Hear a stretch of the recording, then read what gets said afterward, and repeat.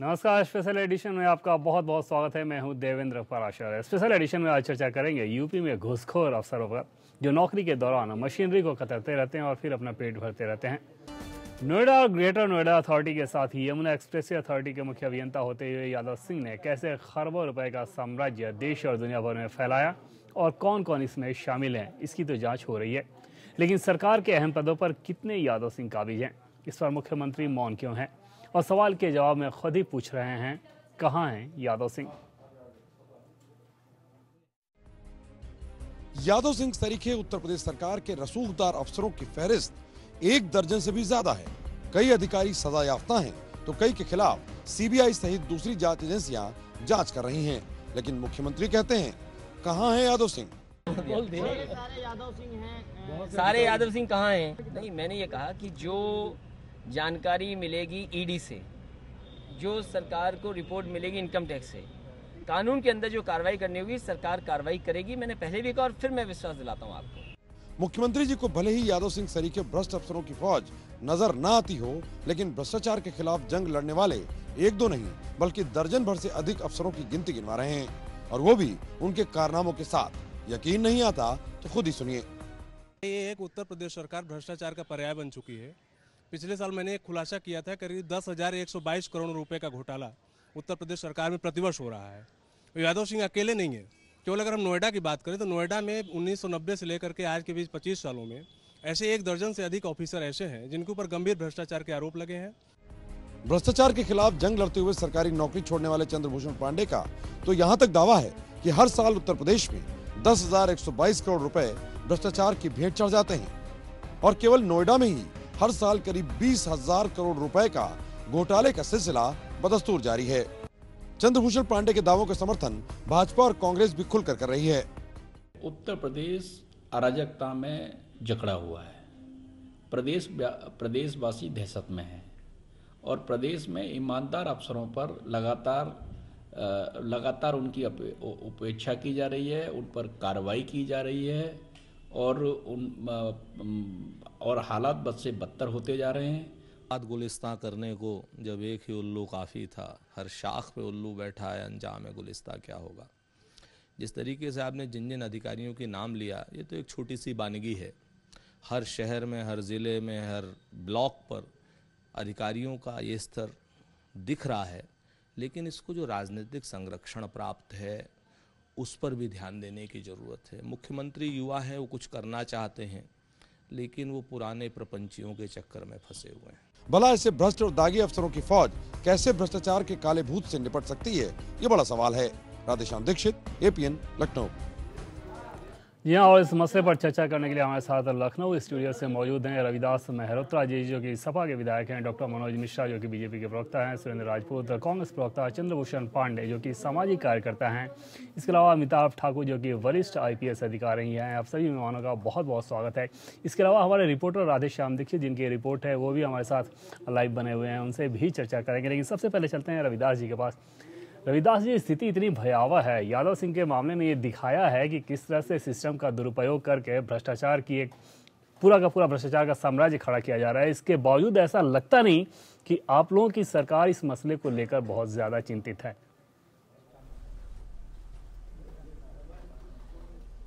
देखिए, केवल यादव सिंह ही नहीं है, ऐसे बहुत सारे अधिकारी हैं जो भ्रष्टाचार लगातार कर रहे हैं। इन पर सख्त से सख्त कार्रवाई होने की आवश्यकता है। यादव सिंह ने जो घोटाले किए हैं उसकी जांच चल रही है और मेरी ये बात है कि उसकी जांच जल्दी पूरी हो और यादव सिंह के खिलाफ कड़ी से कड़ी कार्रवाई हो। ऐसे लोगों को जो जनता की गाड़ी कमाई को, गरीबों के पैसे को करप्शन करके लूटने का काम कर रहे हैं, उनके खिलाफ कड़ी से कड़ी कार्रवाई हो, मुकदमा कायम हो, वो लोग जेल में जाएं। सर, ये सख्त कार्रवाई, कड़ी कार्रवाई कौन करेगा? सही काम होगा, ये सरकार को ही करना है ना। ऐसा लगता तो नहीं सरकार बहुत ज्यादा चिंतित है। इसको चाहिए कि समय समय के ऊपर आयकर विभाग के लोग जो हैं वो इस पर जांच करें, जो जिनके पास आय से अधिक संपत्ति है उनके खिलाफ कार्रवाई करें। पूरा आयकर विभाग बना हुआ है, इसका ये काम है कि जिसकी आय से अधिक आमदनी है उसके खिलाफ मुकदमा कायम करके उसको गिरफ्तार करने की कार्रवाई हो। और उसके अलावा हम लोग भी ये चाहते हैं, हम खुद भी ये मांग करते हैं कि ऐसे लोगों के खिलाफ कड़ी से कड़ी कार्रवाई हो जो लगातार करप्शन करने में लिप्त हैं। सर, जितनी बातें आप कह रहे हैं सुनने में बहुत अच्छी लग रही है, लेकिन जो आपकी सरकार के जो क्रियाकलाप हैं, जो सरकार का एक्शन है, उससे इन बातों को बल नहीं मिल रहा है। पहली बात यह है कि ये जो यादव सिंह हैं एक दिन में नहीं बढ़े हैं। बसपा सरकार में तमाम इनके ऊपर हमले होते थे इस प्रकार के दबी छुपी जुबान में। उसके बाद आप लोगों का शासन आया, आप लोगों ने इनकी वही महत्व बरकरार रखी, इनफैक्ट आपने ज़्यादा प्रभावशाली इनको बना दिया। दूसरी बात कि इतना संगीन मामला आने के बावजूद अभी तक आप लोगों ने उन्हें निलंबित भी नहीं किया है। जाहिर तौर पर ऐसा दिख रहा है कि ये सब कुछ क्योंकि आप लोगों की जानकारी में हो रहा होगा, इसलिए इस प्रकार की कार्रवाई कुछ नहीं हो रही है। नहीं, ऐसी बात नहीं है। आपकी ये बात सही है कि यादव सिंह ऐसे अधिकारी एक दिन में इतना करप्शन नहीं कर पाए। बहुत लंबे समय से और पूर्व की सरकारों से भी वो करप्शन करते आ रहे हैं, लेकिन आयकर विभाग ने उस पर कोई कार्रवाई नहीं करी है।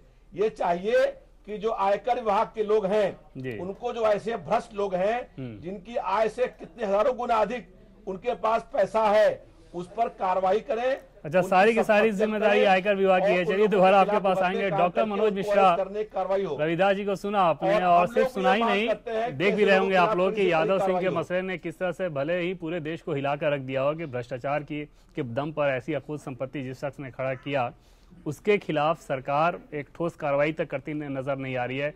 बस इनकम टैक्स के जिम्मे सब कुछ छोड़ा जा रहा है।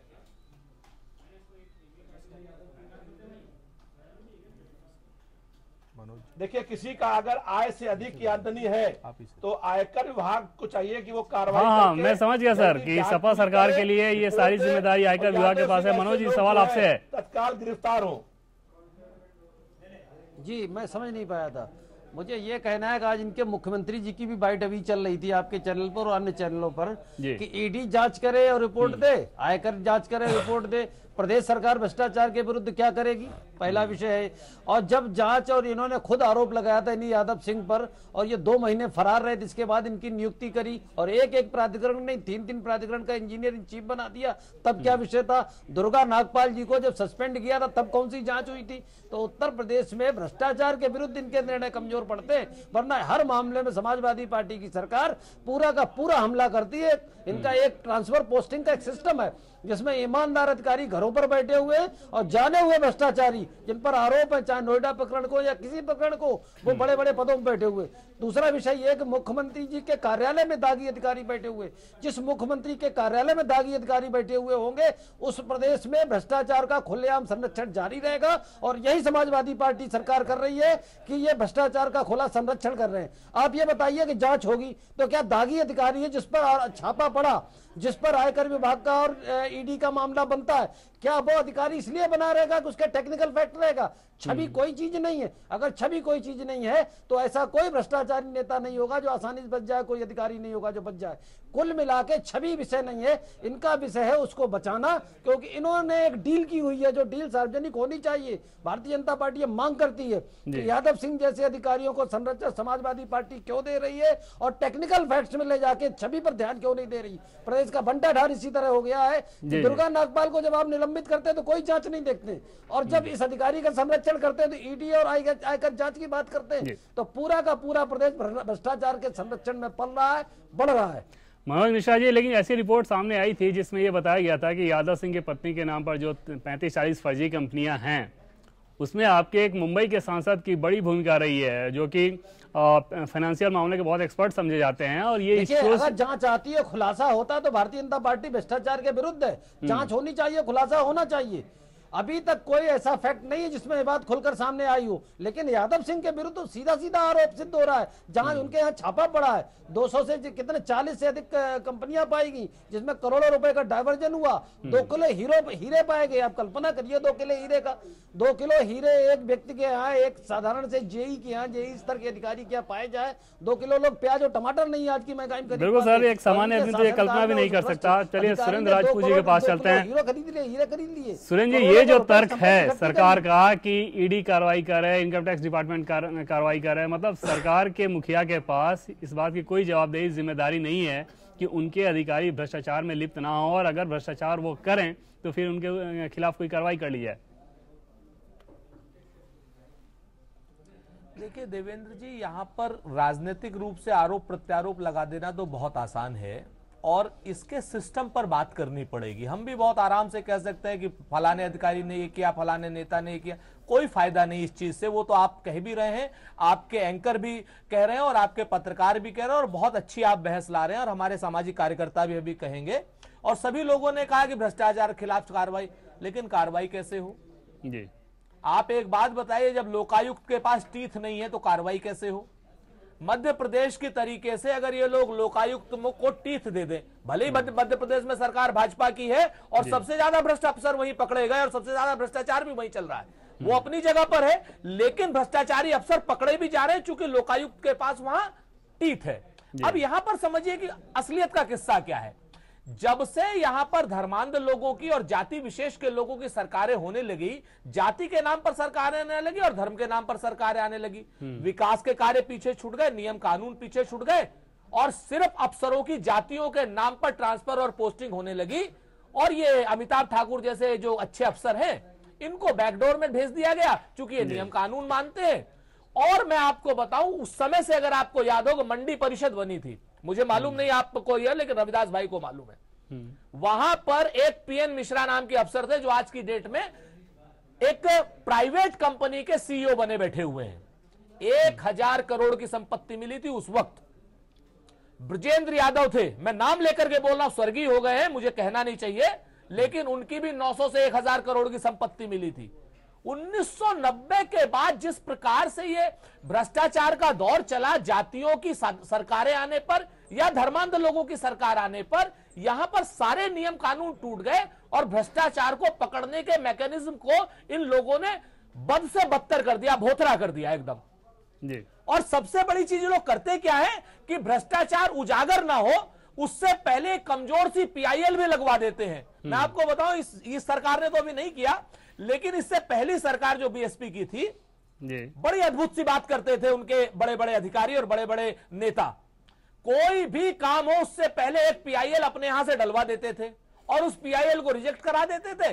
बाकी जब असलियत ये पांडे जी जैसे लोग जब जाते थे तो इनकी पीआईएल पहले से रिजेक्ट हो जाती थी कि साहब इस विषय पर पीआईएल आई थी और हम लोगों ने रिजेक्ट कर दी, यानी कोर्ट जाने का भी रास्ता बंद कर दिया था भाई लोगों ने। जी जी। तो जिस तरीके से मैकेनिज्म पे जब तक चोट नहीं होगी, जब तक एनके मल्होत्रा को या ये आपके जो आपके लोकायुक्त हैं इनको टीथ नहीं मिलेंगे, जब तक बसपा के सरकार के जो मंत्री और सपा के सरकार के जो भ्रष्टाचारी लोग हैं उनके मुखालिफ कार्रवाई नहीं होगी, ऐसे यादव सिंह तो बहुत निश्चित तौर पर सर, और ये तब होगा, मैं आपको यादव सिंह तब दिया जाएगा जब इस बात को माना जाए कि समस्या बहुत ज्यादा गंभीर है, भीषण है। अगर उसमें ये लगे कि चलो बेपरवाह रहते हैं कि या किसी प्रकार से लीपा पोती की कोशिश कर दी जाए, फिर उन सारी चीजों का कोई मतलब नहीं रहता। चंद्रभूषण पांडे जी, जिस प्रकार के आंकड़े आते हैं और जैसे यादव सिंह के उनकी जो संपत्ति है उसके आंकड़े को अगर देखे तो मुझे नहीं लगता है कि भले ही सरकार ये दिखा रही हो कि उसे इस बात की जानकारी नहीं रही हो, इनकम टैक्स कार्रवाई करे, ईडी कार्रवाई करे, लेकिन अगर आम जनता किसी से बात कर ली जाए तो इलाके के आसपास के लोग ये बता देते हैं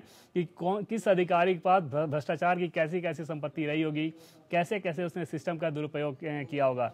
जाहिर तौर पर ऐसे में ये माना जाए कि पॉलिटिकल क्लास या एग्जीक्यूटिव क्लास जो है इन सब चीजों पर इसलिए बेपरवाह रहता है क्योंकि उसकी मिलीभगत रहती है।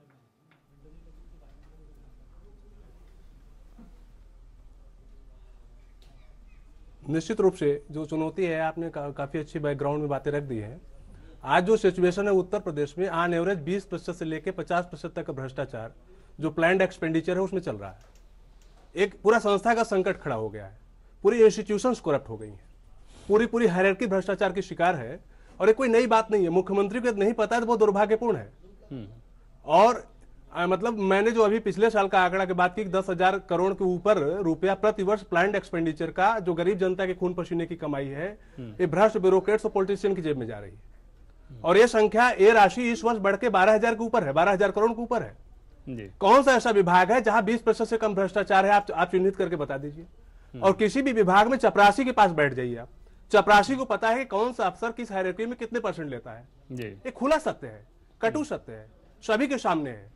मुख्यमंत्री जी को अगर ये नहीं पता है तो बहुत दुर्भाग्यपूर्ण है और ये उनके राजनीतिक जीवन के लिए भी अच्छा नहीं होगा। देखिए, आज उत्तर प्रदेश में प्रमुख सचिव नियुक्ति राजीव कुमार है, इनको 3 वर्ष की सजा है जी, इनको जेल में होना चाहिए। ये सारे अफसरों की तैनाती और पोस्टिंग कर रहे हैं। ये भ्रष्ट अफसर क्यों यहाँ तैनाती कर रहा है भाई? सदाकांत एक नाम मैं बता रहा हूं। सदाकांत के खिलाफ सीबीआई जांच चल रही है, केंद्र में डिप्यूटेशन पे थे, वहां से भगा दिया गया इनको। उत्तर प्रदेश में आते ही यही समाजवादी पार्टी की सरकार थी, इसने इनको 3-3 विभागों का प्रमुख सचिव बना दिया। बड़े विभाग है समाज कल्याण।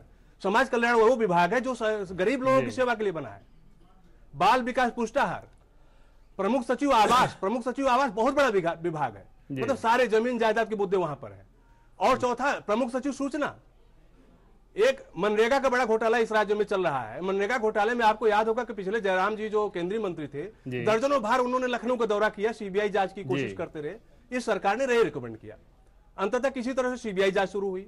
अब सीबीआई जांच शुरू होने में ऐसे जिलाधिकारी जिन्होंने 200 करोड़ से अधिक के अनियमित खर्चे किए हुए हैं, फर्जी खर्चे किए हुए हैं, वो जिलाधिकारी मुख्यमंत्री के बहुत निकट बैठे हुए हैं। ऐसा क्यों है भाई? इंजीनियर्स की बात अगर की जा रही है तो इंजीनियर्स के एक नाम ने सीपी सिंह एमडी रहे हैं निर्माण निगम के, वो कहां है सीपी सिंह आज? यूएस तोमर यही यूपी टेक्निकल यूनिवर्सिटी में रजिस्ट्रार रहे, आज उनके भ्रष्टाचार के मामले कहां है? Arun Kumar Mishra UPSIDC chief engineer, बताइए वो आदमी फिर वही काबिज हो गया। नहीं, ये अराजकता का दौर है। अगर जो जिन लोगों के खुलासे हो चुके हैं, हजार करोड़ के भ्रष्टाचार के खुलासे हैं, एक नाम नहीं है। जितनी डेवलपमेंट अथॉरिटीज है अगर आप उनको सूचीकरण कर ले, वो चाहे नोएडा है, चाहे आपका इलाहाबाद है, चाहे लखनऊ है, यहाँ जो तैनात अफसर है उनका सूचीकरण कर ले, अरबपति से नीचे कोई निकल जाए तो आप मुझे फांसी चढ़ा दीजिए। आप वहां के सीईओ लेवल के ऑफिसर, वहां के चीफ इंजीनियर लेवल के ऑफिसर, हर कोई अरबपति है। और मेरा दावा है कि नगर निगमों में जितने आयुक्त तैनात है वो सब भी अरबपति की कैटेगरी में है।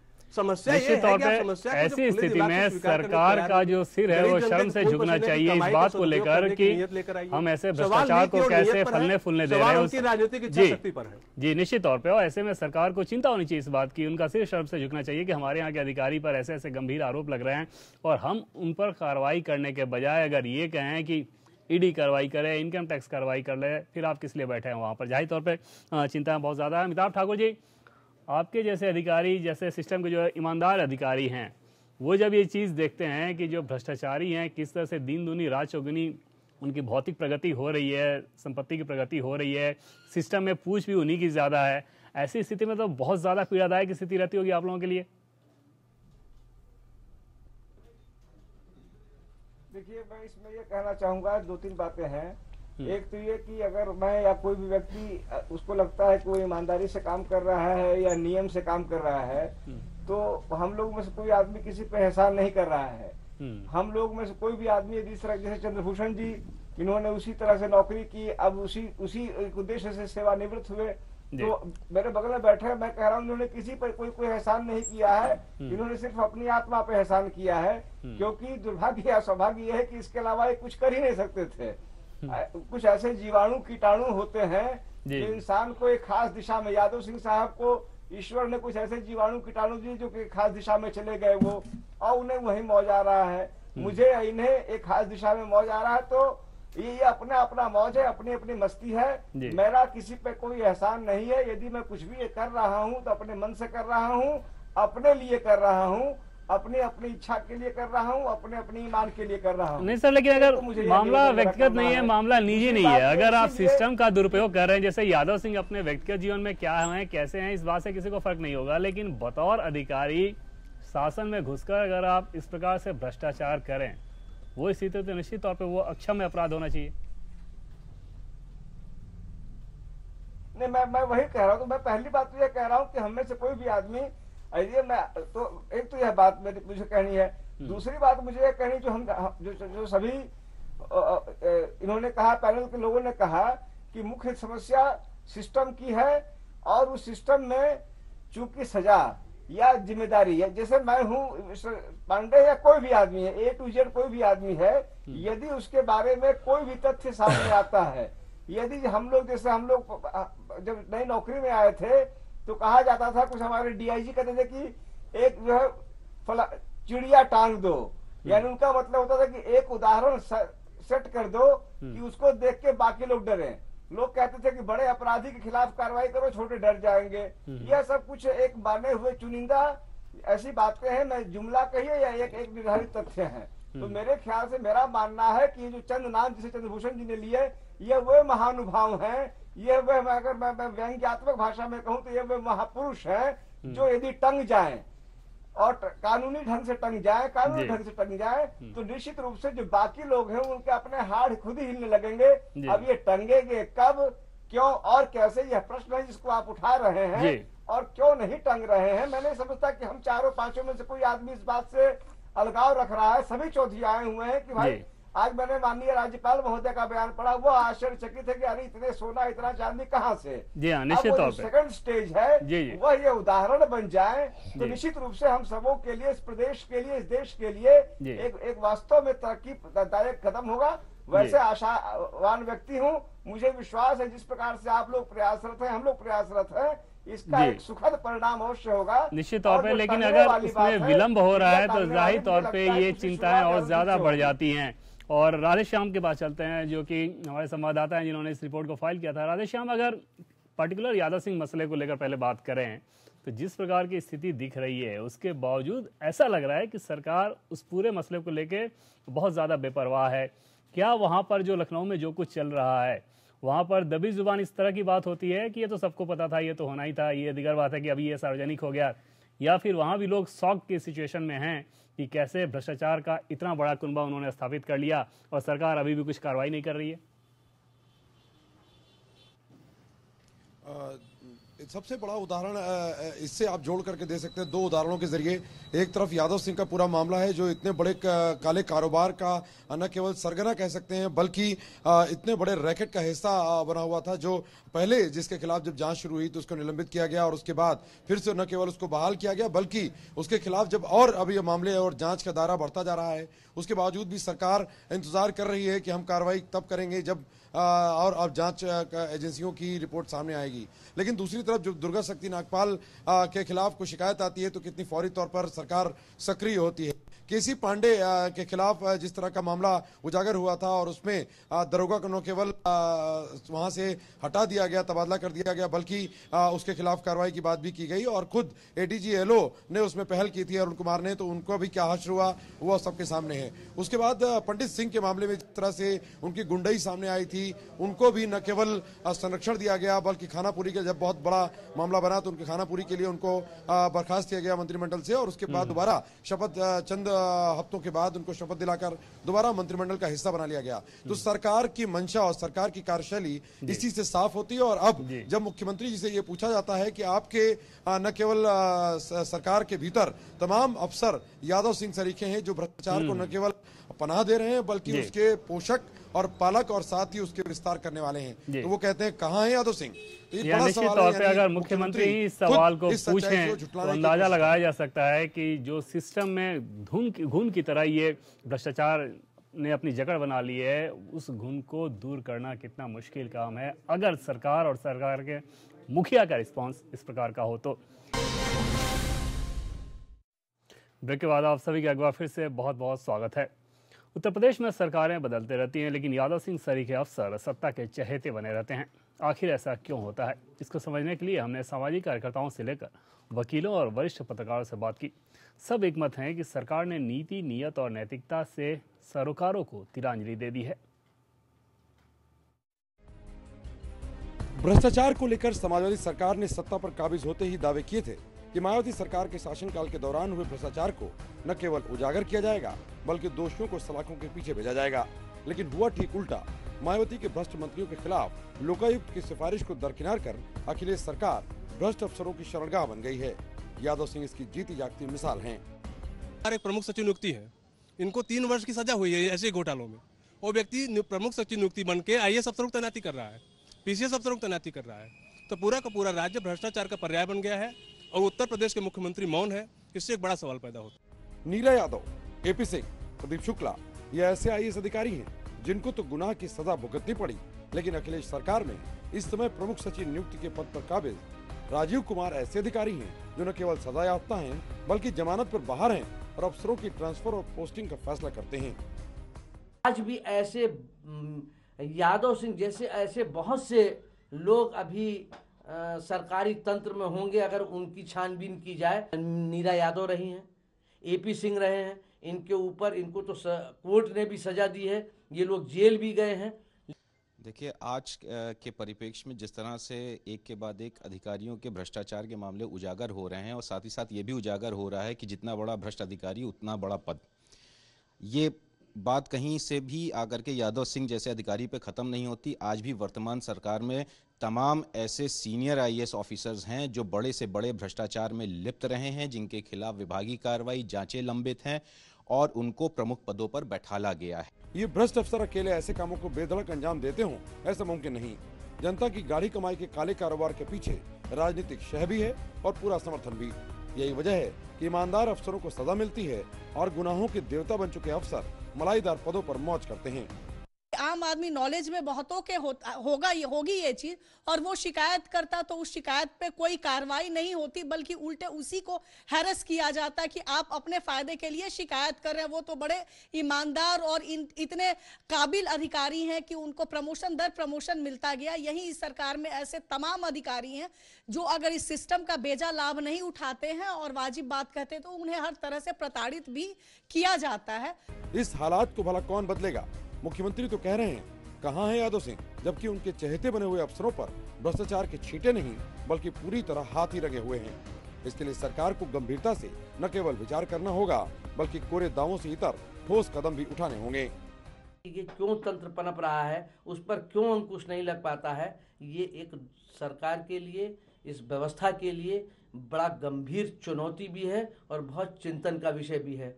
मैं ये समझता हूँ कि अब एक नए सिरे से हमको राजनेताओं और नौकरशाहों के प्रशासनिक अधिकारियों की जिम्मेदारियों को पुनः तय करने की जरूरत है। नसीहत और सलाह से मुख्यमंत्री और उनके मंत्री भी पूरी तरह वाकिफ हैं, लेकिन मुश्किल गहरी नींद से जागने की है। कहीं ऐसा तो नहीं सपा सरकार ने जानबूझकर ही नींद की गोलियां ले रखी हों। राधेश्याम दीक्षित, एपीएन, लखनऊ। सवाल ये भी है कि सोए हुए को तो जगाया जा सकता है, लेकिन जो जगा हुआ हो और सोने का नाटक कर रहा हो उसे कैसे जगाया जा सकता है? सीधे चलते हैं रविदास जी के पास। रविदास जी, चंद्रभूषण पांडे ने कुछ नाम रखकर सीधे सीधे सवाल खड़े किए थे कि जो अधिकारी जिसे जो जेल में था आज वो अधिकारियों की नियुक्ति कर रहा है।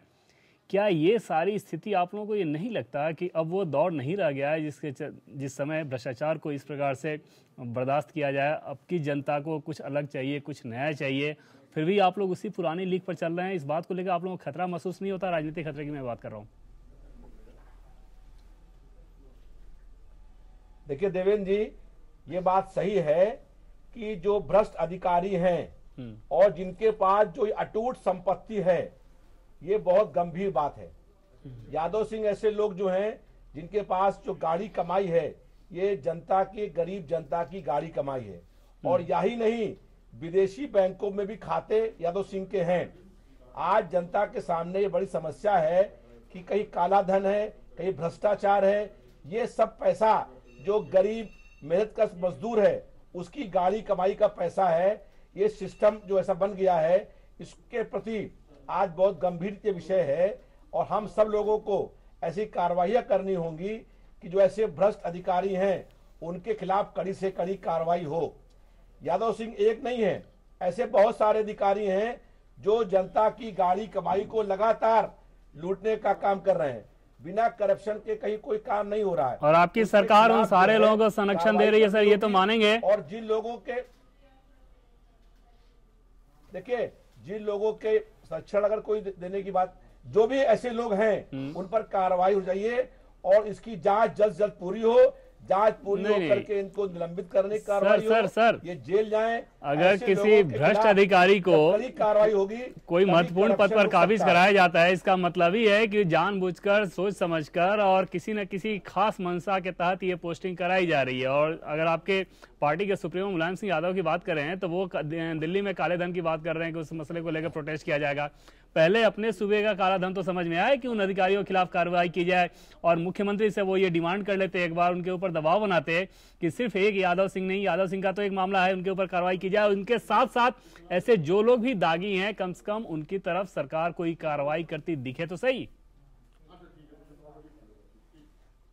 बिल्कुल देवेंद्र, निश्चित रूप से जो यादव सिंह ऐसे तमाम अधिकारी हैं जो लगातार करप्शन कर रहे हैं, जिनके पास अटूट जो है संपत्ति है, इन लोगों के खिलाफ कड़ी से कड़ी कार्रवाई होनी चाहिए।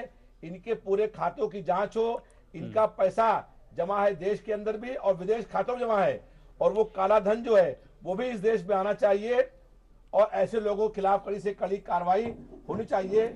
मैं इसका समर्थन करता हूं और जो भी इस प्रकार के अधिकारी भ्रष्ट लोग हैं, जब उन पर कार्रवाई होगी तभी ये करप्शन रुक सकता है। क्या आप मुख्यमंत्री अखिलेश यादव के सामने आपकी पार्टी में जो लोग भी ईमानदारी के पैरोकार होंगे वो इस मांग को लेकर जाएंगे? क्या आपको ये लगता है कि मुख्यमंत्री को इन बातों की चिंता करनी चाहिए, अभी वो नहीं कर रहे हैं? नहीं, देखिए उनको चिंता है निश्चित रूप से, और मुझे ये विश्वास है कि जांच होने के बाद यादव सिंह के खिलाफ कड़ी से कड़ी कार्रवाई होगी और आप कुछ समय देखिए वो सस्पेंड भी होंगे और जेल भी जाएंगे, लेकिन तब तक उनको मौका दे दिया जाएगा कि मामले को रफा दफा करने की अपनी तैयारी वो कर लें। होने के बाद नहीं, रफा दफा करने की बात नहीं है, उन पर कार्रवाई होगी निश्चित रूप से, और यादव सिंह नहीं है, ऐसे और जो अधिकारी हैं उनके खिलाफ भी कार्रवाई हो चाहिए। चंद्रभूषण जी, आपको ये भरोसा है? उस सिस्टम को ठीक करने की भी जरूरत है। जी, आपको ये भरोसा है? कि जो परिस्थितियां हैं इसमें मुझे प्रथम दृष्टया लगता है कि राज्य सरकार के कर्मचारी यादव सिंह हैं, उनकी नियोक्ता सरकार है। सरकार को तत्काल इनको एक विभागीय जांच संस्थित कर देनी चाहिए थी, निलंबित कर देना चाहिए था जी। और उसके बाद विभागीय जांच की जो रिपोर्ट आती है उस पर इनको बर्खास्त करते, क्योंकि बर्खास्त करने का प्रकरण तो बनेगा ही बनेगा इनका जी। तो सरकार की हीला हवाली इसलिए संकेत होता है क्योंकि इसमें केंद्र सरकार कोई रोल नहीं है। जो कर्मचारी सेवा आचरण नियमावली है उसके हिसाब से इसकी नियोक्ता जो है गवर्नर है, चीफ इंजीनियर के जी। तो इस चीफ इंजीनियर जो प्रथम श्रेणी के एक अधिकारी हैं, इनको तत्काल जो है सस्पेंड कर सकती थी राज्य सरकार, एक विभागीय जांच बैठा सकती थी और विभागीय जांच के बाद जो तथ्य आते उसके आलोक में वो सुसंगत कार्रवाई करते जी। अब किसी अफसर के घर में 10-10 करोड़ रुपए मिल रहा हो और उसको निलंबित न किया जाए और दही में एक बाल मिलने पर बर्खास्त हो जाए, ये तो उत्तर प्रदेश का राज है जी। तो ये तो भगवान ही मालिक है। मुझे तो नहीं लगता है कि मुख्यमंत्री जी को कुछ करना है। मुख्यमंत्री जी को अगर कुछ करना होता तो कर देते जी जी। अब एक अकाउंट ऑफिसर है बगल के जिले बाराबंकी में, अंगूठिया ज्यादा पहना है वो सस्पेंड हो जाता है, दही में बाल है तो सस्पेंड हो जाता है जी। एक सीडीओ लेवल का ऑफिसर मथुरा में है और उसका कुछ विवाद हो जाता है एक सपा के नेता से, वो सस्पेंड हो जाता है। आईएएस अफसर प्रोफेशनल है, अभी ट्रेनिंग में, और इनके घर में 10-10 करोड़ रुपए बरामद हो रहे हैं, कितने बहुमूल्य हीरे बरामद हो रहे हैं और तमाम प्लाटों के खुलासे हो रहे हैं। इनकी एक विभागीय जांच नहीं बैठ रही है। आप, मैं दावे के साथ कहता हूं कि ऑन एवरेज उत्तर प्रदेश में प्रतिदिन 1 से अधिक अधिकारी सस्पेंड होते हैं जी। उत्तर प्रदेश में क्लास 2 एंड एबव के अधिकारियों का अगर आप लेखा जोखा तैयार करेंगे तो ऑन एवरेज प्रतिदिन 1 से अधिक अधिकारी सस्पेंड होते हैं जी। लेकिन उसमें यादव सिंह जैसे कोई नाम नहीं होते हैं। ये सच्चाई है उत्तर प्रदेश की जी। उसका कारण क्या है कि ब्यूरोक्रेसी, पॉलिटिशियन और कॉन्ट्रैक्टर के बीच एक नेक्सस है। जो सप्लायर और ठेकेदार है, ब्यूरोक्रेसी है, पॉलिटिशियन है, इनका एक नेक्सस है, उसका खुलासा होना चाहिए। और उस खुलासा करने की नीयत पर मुख्यमंत्री जी के संदेह इसलिए पैदा हो रहा है क्योंकि निलंबित भी नहीं हो रहे हैं जी। सुरेंद्र जी, जिस प्रकार की स्थिति बनती दिखाई दे रही है, और ऐसा तो है नहीं कि सिर्फ ये जो यादव सिंह का मामला है अब सरकार को पता होगा, इसके पहले तमाम लोगों को ये इस बात की जानकारी रही होगी, और सिर्फ यही नहीं, ऐसे तमाम अधिकारियों के बारे में जानकारी रही होगी। बावजूद इसके अगर दौर ही हो मलाईदार पदों का, मलाईदार चीजों की जो चर्चा की जाती है, जाहिर तौर पे ये एक एक्सेप्टेड सा नॉर्म हो गया है पॉलिटिकल क्लास के लिए कि ऐसे अधिकारियों को ही बढ़ावा दिया जाए जो कि उनके लिए भी मुफीद काम कर सके। देखिए देवेंद्र जी, एक बड़ा पुराना सा शेर था कि समंदर ये तेरी खामोशी कुछ और कहती है मगर साहिल पे टूटी कश्तियां कुछ और कहती हैं। मेरी आंखों ने देखे इस शहर के कई मंजर मगर अखबार की सुर्खियां कुछ और कहती हैं। सच्चाई ये है कि ये पूरे सिस्टम पर जब तक अटैक नहीं होगा, आप सरकारें बदलिए, आप अफसर बदलिए, आप आईएएस बदलिए, आप पीसीएस बदलिए, थाने का दरोगा कौन बदलेगा? कि थाने के दरोगा को तो एमएलए ने लगवा रखा है, जिला अध्यक्ष ने लगवा रखा है, सपा के शासनकाल में समाजवादी पार्टी के विधायक ने लगवा रखा है, बसपा के शासनकाल में बीएसपी के विधायक ने लगवा रखा है।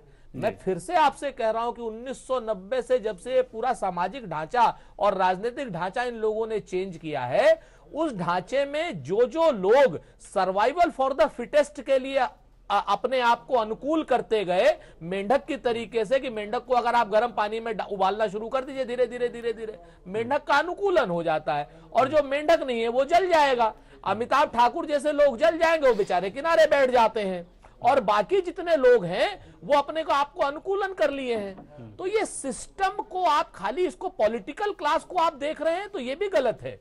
इसके साथ साथ आप सामाजिक क्लास को भी देखें, ब्यूरोक्रेसी को भी देखें, इसके साथ साथ आप पूरे जो ठेकेदारों के नेक्सेस हैं, व्यापारियों के नेक्सेस हैं, उनको भी देखें कि किस प्रकार से 2-2 रुपए कमाने वाला व्यापारी 2010 तक आते आते 2-2 हजार और 5-5 हजार करोड़ का मालिक बन गया। जमीनों में इन लोगों ने क्या क्या ऐसा कर दिया भाई।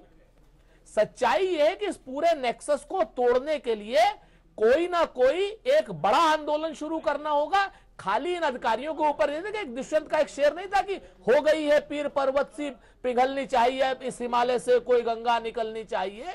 कहीं ना कहीं कोई ना कोई पुरोधा इस बात को करे, हम लोग सब लोग मिलकर के इस काम को करें, तभी हो पाएगा। वरना आप अखिलेश जी को आप कह दीजिए अखिलेश जी सस्पेंड करें या ना करें, आज नहीं कल दबाव में आकर सस्पेंड कर देंगे, होगा क्या?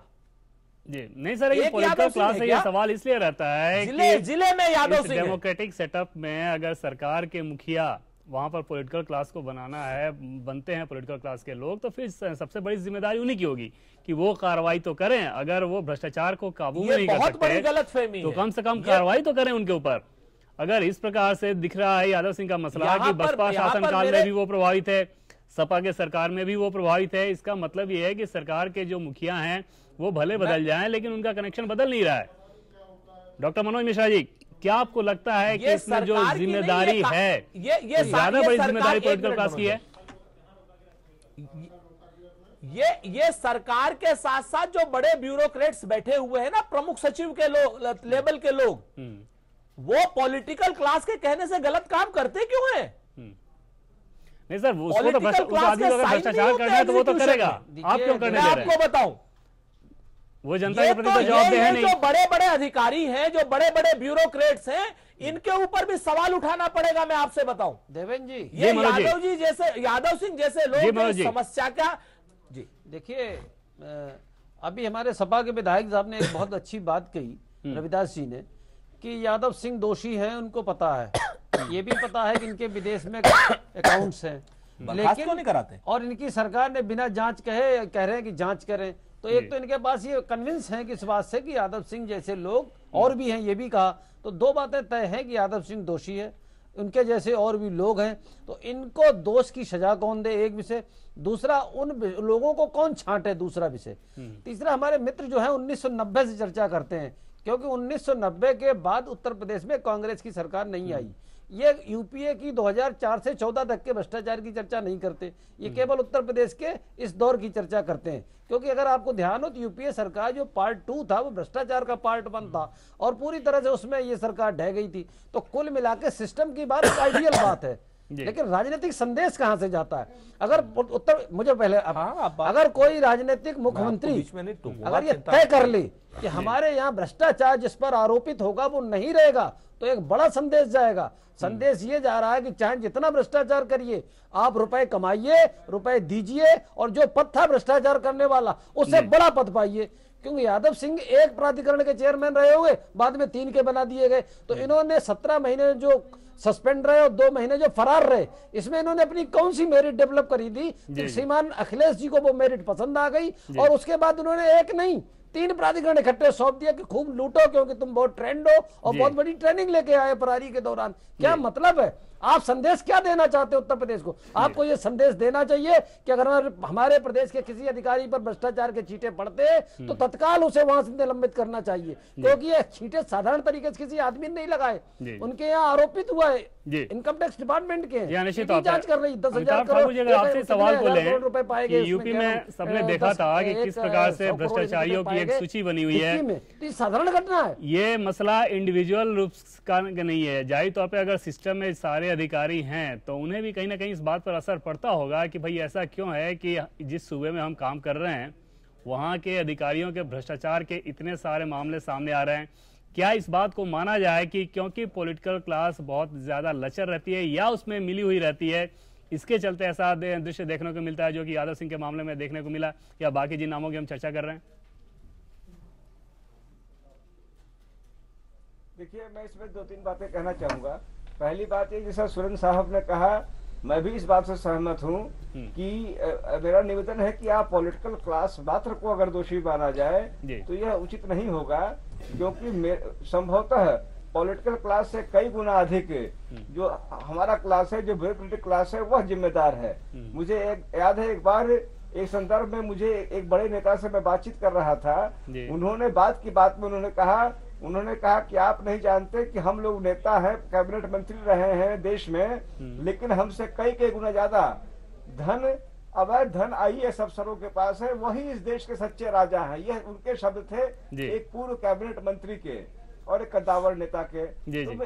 तो हमें इस बात को समझना होगा कि कहने को भले लगता है कि पॉलिटिकल क्लास ऊपर है, लेकिन यहाँ कई ऐसे लोग हैं, कई नाम लिए गए, पूर्व के जो हमारे यहाँ के ये रहे हैं मुख्य सचिव रहे हैं, उनके नाम लिए गए, कई ऐसे लोग हैं जो अपने आप को स्वयं में सरकार समझते रहे हैं। वह सरकार नहीं रहे हैं, लेकिन सरकार से बढ़ के स्वयं को समझते रहे हैं। अपनी नौकरी में, नौकरी के बाद भी एक मठाधीश शब्द है, वो मठाधीश रहे हैं। बहुत बढ़िया बात है। मठाधीशी की जो स्थिति है, उसमें मेरा मानना है कि मात्र पॉलिटिकल क्लास को दोषी ठहरा के, और मैं जानता हूँ जैसे अब रविदास जी हैं, मैं इनके मुंह पे कहना चाहूंगा कि ये इनमें से जो ऐसे मिस्टर यादव सिंह हैं, उनमें से 99% को ये व्यक्तिगत रूप से घृणा करते होंगे, लेकिन इनकी मजबूरी है, क्योंकि उनमें से कई सारे लोग ऐसे हैं जो समझा जाए कि सुरसा की तरह कितने ऊपर है कितने नीचे है कोई नहीं जानता है। उनकी जड़ें इतनी है कि यह और तमाम पॉलिटिकल लोग क्या करेंगे। तो जो असहायता की स्थिति है, कारण भी है, कारण है कि मेरी नौकरी, जैसे चंद्रभूषण जी ने अपना रिटायरमेंट दे दिया, नहीं रिजाइन करते तो 35 साल तक ये कुछ भी करते, कोई इनका बाल माका नहीं कर पाता। मैं जीवन भर कुछ न करूं, मैं तभी जब रिटायर होऊंगा तभी रिटायर होऊंगा। अगर मुझे बर्खास्त कर दिया जाए, मैं फिर लौट के आ जाऊंगा। आपने अरुण मिश्रा का नाम लिया, वो दौड़े भागे, फिर नौकरी में आ गए, चीफ इंजीनियर बन गए। यादव सिंह का नाम लिया। मेरे कहने का मतलब है कि सत्यता यह है कि पॉलिटिकल क्लास की तुलना में हम कई गुना बेहतर सिक्योर हैं, और हमें नहीं सर, लेकिन सवाल पॉलिटिकल क्लास से इसलिए है दुरुपयोग कर रहे हैं कि अगर वो ऊपर बैठे हुए हैं और जो व्यक्ति के एग्जाम कंप्लीट करके आ गया है और वो भ्रष्टाचार कर रहा है, तो अगर आप भ्रष्टाचार ना करें, इस बात पर रोक नहीं लगा सकते, तो कम से कम भ्रष्टाचारी पे कार्रवाई करके एक सख्त संदेश तो दे सकते हैं।